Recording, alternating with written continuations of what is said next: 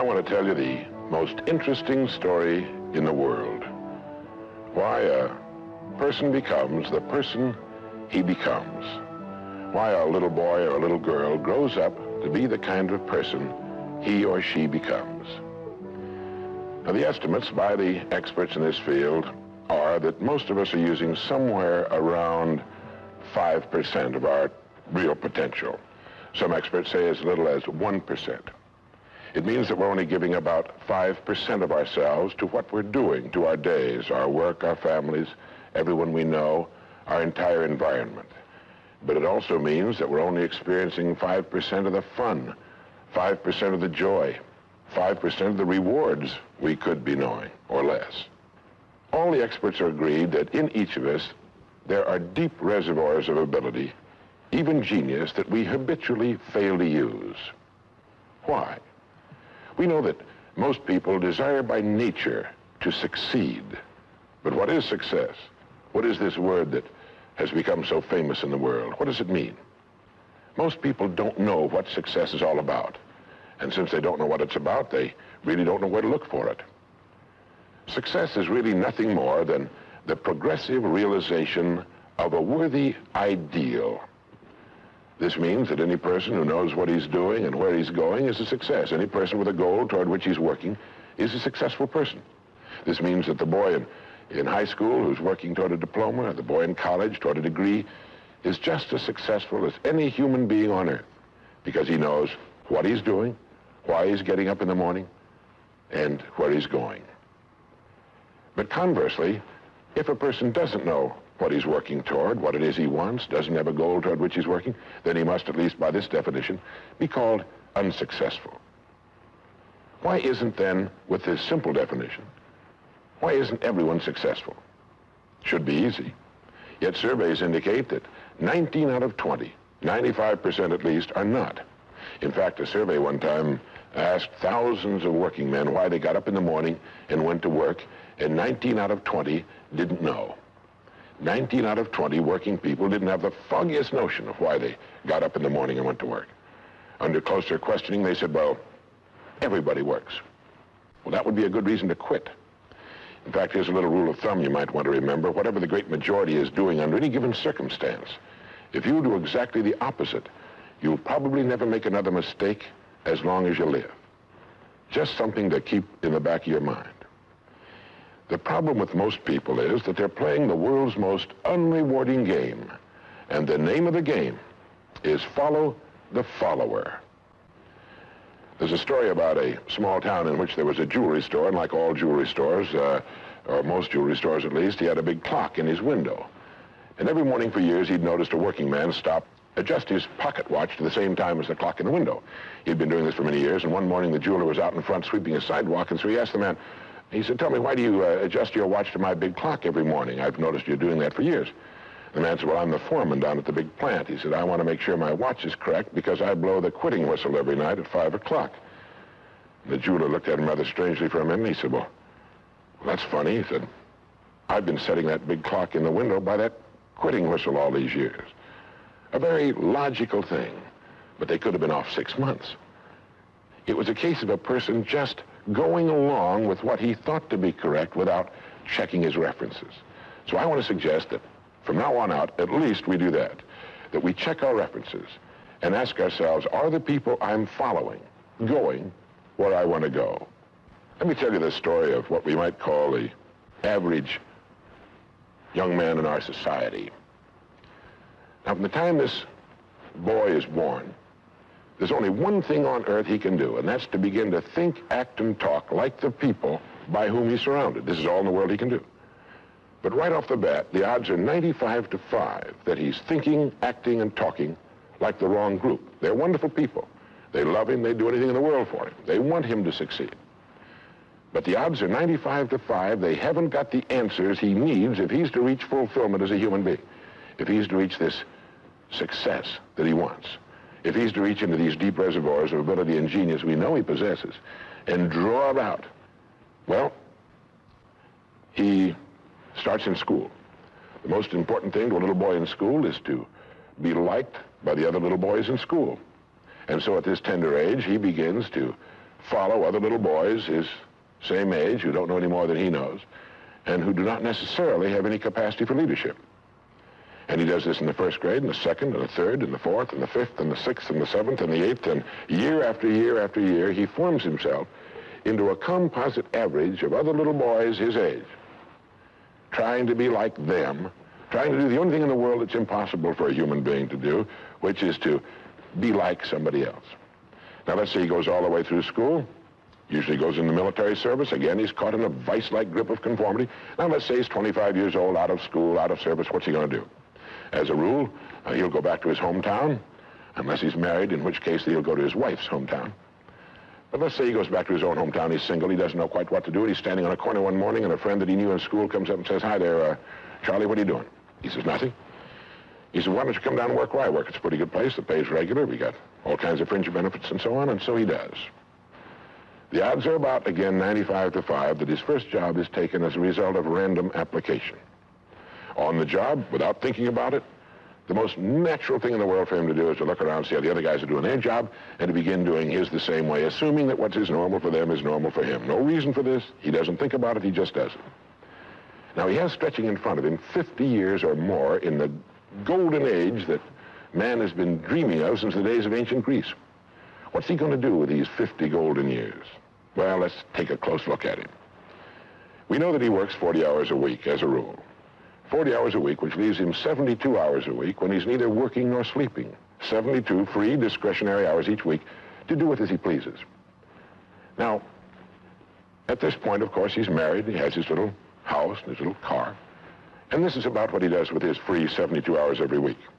He'll do what the other fellows are doing with their free 72 hours every week, which is virtually nothing at all. On a typical day, he'll quit right on the dot, get in his little car, go to his little house, go in his little kitchen, kiss his little wife, and say, "I'm tired." They've even figured out why he says that. The experts believe that he used to hear his father say that back when men used to get tired working during the day, and he picked it up and he repeats this every night when he gets home. He bolts his little meal and then heads for the living room where he turns on his escape box. Click. Takes 15 or 20 seconds for the screen to light up, a period of time he finds interminable, but he gets through it somehow. Maybe kicks the dog or thumbs through a magazine or something. But then the screen lights up and he does too a little bit, and there in front of him he sees people in all kinds of funny old-time costumes all killing each other at a great rate. One expert has agreed that the average family can see more death and bloodshed and carnage on his television set in a week than Crassus saw when he crucified 6,000 prisoners on the southern road to Rome. But you know how those experts are. He could certainly be off one or two. But he sits there for about 5.5 or 6 hours. 25% of all free time now is spent in front of the tube, according to the latest statistics. Now, there's nothing wrong with this particularly, except that he's watching other people who are earning excellent incomes in the pursuit of their careers, while he doesn't make a nickel and gets the only two things you can get from watching TV on that kind of a schedule. He gets red eyes and a hollow head. Now, this is not meant to be an indictment of television. I've got a couple of television sets at home, too. I have a couple of cars at home, too, but I don't go home at night and drive around the block for 6 hours. If there's someplace I want to go, fine. My car will take me there. If there's a great program, like a golf match or something like that, I want to see it. But he sits there for 6.5 hours until finally his wife, who's a little more practical than he is, taps him on the shoulder and she says, "Charlie, I think it's about time you went to bed. You've got to get up in the morning, go to work." And he's okay, and he shuts it off. He knows how to do that. He just shuts it off and goes to bed. Next morning he gets up and he does this all over again. He does this every day for 40 years. At the end of 40 years, he's retired, which always kind of catches him by surprise. No one's ever figured that one out either. And then he dies at 85 or 90, the way medical science is moving us along, out of sheer boredom. Well, what's the problem? Is there a tragedy here? Not really, if that's the way Charlie wants to spend his life, our mythical, hypothetical young man. If he wants to spend his life that way, that's his business. He lives in a free society, he can do anything with it he wants. But there's a terrible tragedy here if he's living that way because of the total lack of a decision. If he's living that way simply because he's still doing what he was doing in the first and second grade, and that's going along with the fellows up and down the block on the unspoken assumption that they know how to live, then there's a real tragedy there, because they've never known how to live, not in all the recorded history of mankind. He never finds out who he is. He never reaches into the deep depths of his abilities, his talents. He never learns that he can have just about anything he wants in the world, that he can call his own shots, tell his own fortune. And it's kind of a pity. Well, what's needed? Well, what's needed, I think, is a checklist, like an airplane pilot uses. I think that living successfully is as important as flying an airplane. And here are some of the things that I think should be on that checklist that could help this man live a more meaningful, more interesting, more exciting, more enjoyable life. The first thing that he ought to have on his checklist, in my opinion, is the word a goal. A man without a goal is like a ship without a rudder. He doesn't know where he's going. He then belongs to that 95% that are just living day by day, month after month, like a starfish or an amoeba. He needs to know where he's going. Back in the early days of navigation, sailors used to see a strange sight in the Antarctic. They'd see a giant iceberg towering high out of the sea, and it would be moving against the wind. The wind would be blowing this way. The great iceberg would be moving right into the teeth of the wind. And this, of course, frightened the sailors whose ships were powered by the wind, until it was discovered that, of course, only a fraction of the great berg was visible, and that its huge, ponderous roots were caught in the great currents of the ocean. And it was being borne purposefully along its way, regardless of the winds and the tides on the surface. Well, this is what a man needs. He needs his roots deep in a great mainstream of his own choosing, and then he'll move along his way, regardless of the winds on the surface of his life or short-term expediency, and he'll get to where he's going. The second word on our checklist might be the word attitude. It's been called the most important word in any language in the world, because it's our attitude toward our world, toward all the people in it, that will determine the world's attitude and all the people's attitude toward us. It's a simple thing. Most of us know it, but we tend to forget it. People will react to us according to our attitude. And our attitude is the greatest gift we can be given.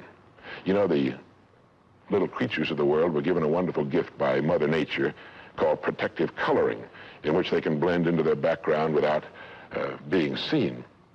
But man was not given this great gift, because man was given an incalculably greater one.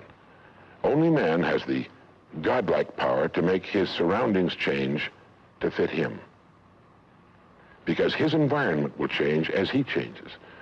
A man's environment is a merciless mirror of him as a human being. And if he thinks his environment can stand a little improvement, all he has to do is improve, and his environment will improve to reflect the changing man. Third would be the word think. To think. The highest function of which a human being is capable. It was put pretty well by the great Pulitzer Prize-winning playwright Archibald MacLeish in his great play, The Secret of Freedom, in which he has one of his characters say, "The only thing about a man that is a man is his mind. Everything else you can find in a pig or a horse." It's true. And so if we're going to develop something, this is a good place to start. To think deliberately and with a purpose. To spend a little time each day before a blank sheet of paper with our goal perhaps written at the top, and come up with some fresh, new, and exciting ideas. The next point on our checklist you might call the law of laws. That's what Emerson called it, this great old law of cause and effect. That our rewards in life will always be in exact proportion to our contribution, to our service. We all know this, really. We tell our children in Sunday school that as ye sow, so shall ye reap, but we forget that that's true.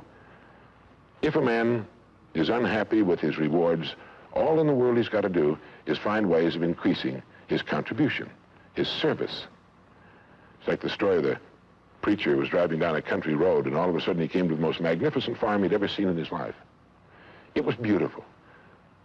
And so he saw the farmer approaching the road on his tractor, and so he hailed him, and he said, "My good man," he said, "God has certainly blessed you with a magnificent farm."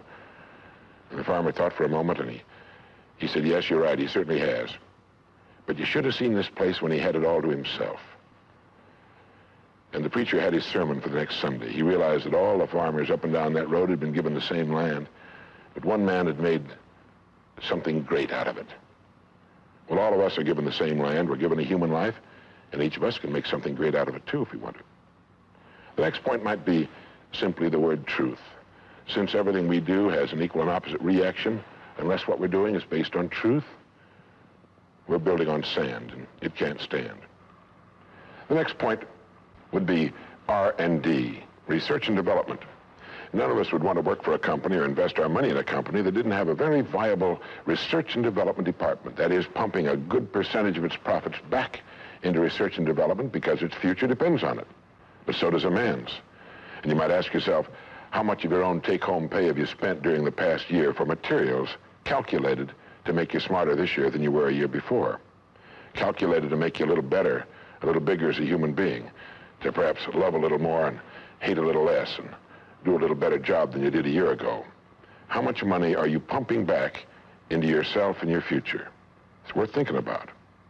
And finally, the strangest secret. At the beginning, I said, what makes a child grow up into the human being he becomes? Well, this is the reason for that.